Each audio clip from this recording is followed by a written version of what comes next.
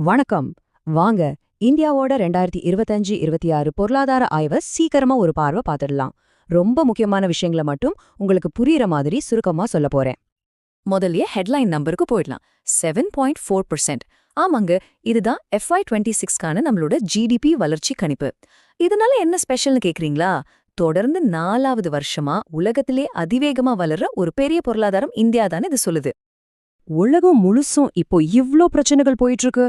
ஆனாலும் இந்தியா மட்டும் எப்படி இவ்ளோ வேகமா வளருது? வாங்க நம்ம உள்நாட்டு பொருளாதாரத்தோட அந்த சீக்ரெட் என்னன்னு கொஞ்சம் உள்ள போய் பார்க்கலாம். சரி, இந்த வளர்ச்சிக்கு பின்னாடி என்ன இருக்கு? இதுக்கு ஒரு இன்ஜின் இல்ல, 2 என்ஜின் இருக்கு.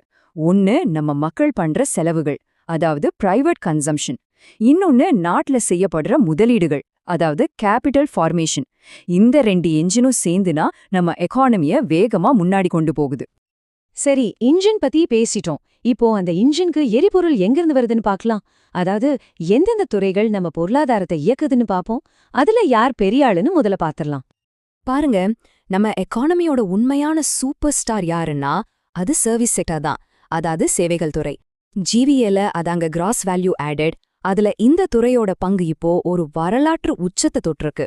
அது மட்டும் இல்ல, FY26ல 9.1% அபாரமான வளர்ச்சியும் காட்டியிருக்கு.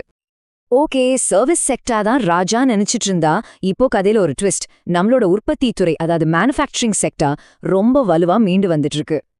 வெறும் வாய் வார்த்தை இல்ல, நம்பர்ஸ் பாருங்க. FY26ஓட முதல் பாதியில மட்டும் 8.4% வளர்ச்சி. இது சாதாரண விஷயம் இல்ல, இது ஒரு உண்மையான எழுச்சி.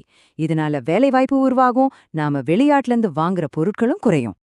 சரி, இப்போ வளர்ச்சின்னு பேசுறோம். ஆனா ஒரு கட்டடம் ஸ்ட்ராங்கா இருக்கணும்னா அதுக்கு அஸ்திவாரம் ரொம்ப முக்கியம் இல்லையா? அதே மாதிரி தான் நம்ம பொருளாதாரம் நிலையா இருக்கணும். அந்த அஸ்திவாரத்தை இந்தியா எப்படி வலுவா போடுதுன்னு பார்க்கலாம். நம்ம பொருளாதாரத்தோட ஸ்திரத்தன்மைக்கு 3 முக்கியமான தூண்கள் இருக்கு. 1, அரசாங்கத்தோட நிதி நிலைமைய சரி செய்யறது. 2, வெளிநாட்டு வர்த்தகத்துல நம்மளோட வலிமை. 3, நம்மளோட தொழிலாளர் சந்தை. இது 3 சேர்ந்து ஒரு பாதுகாப்பு கவசம் மாதிரி நம்மள பாதுகாக்குது.